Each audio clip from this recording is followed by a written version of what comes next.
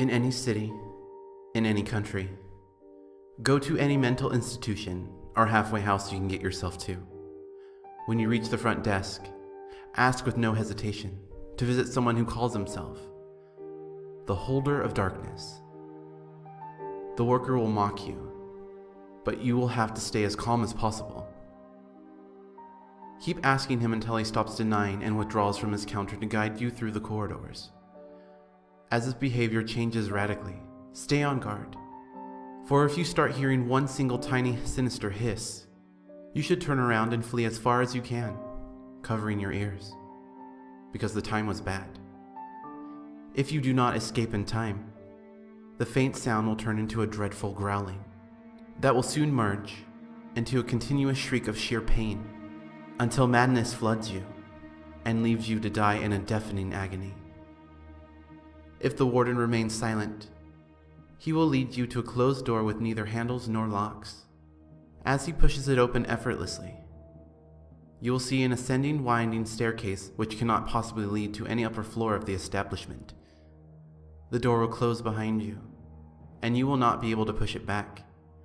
Past this point, climb, and do not turn back, or you will fall into a bottomless pit, waiting for living prey to chew upon.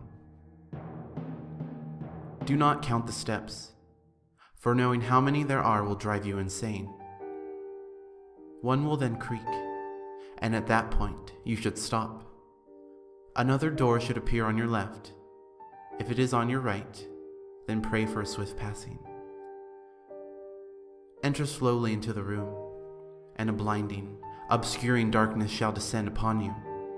You will be required to walk straight forward, for straying even slightly will lead you to be devoured by the roaming and unknown creatures observing you with blinded and petulant eyes. You will know you have arrived when coldness grips you. At that very moment, freeze, or you will die by the hands of the holder who is standing right in front of you. In complete darkness, even closing your eyes will not prevent you from this horrid appearance. It will form into your mind as the most outrageous monster ever conceived, and madness will try to creep into your brain as worms over a decayed corpse. His fulminating breath and constant mumbling would be enough to make you cry. But be advised not to utter anything louder than a weeping, for you might wake what must not be awakened. The only question you'll be able to whisper without being torn apart will be, what do they fear? You will feel movements all around, as shudders animate your opponents. You will hear what nameless and incurable diseases will strike the world if they were to be frightened. The countless terrors their own fright will unleash on those with a weaker mind than theirs. Amidst the atrocious admiration of the endless sores the world will suffer, you might hear the simplest, almost ridiculous, yet implacable and certain truth they all fear. Do not move again. When your head is about to implode, it will stop. If you are still able to move, you will find a door in front of you, which leads you outside of the ward. There, in the open, in the grass, a broken hourglass will wait for you. You are free to pick it up.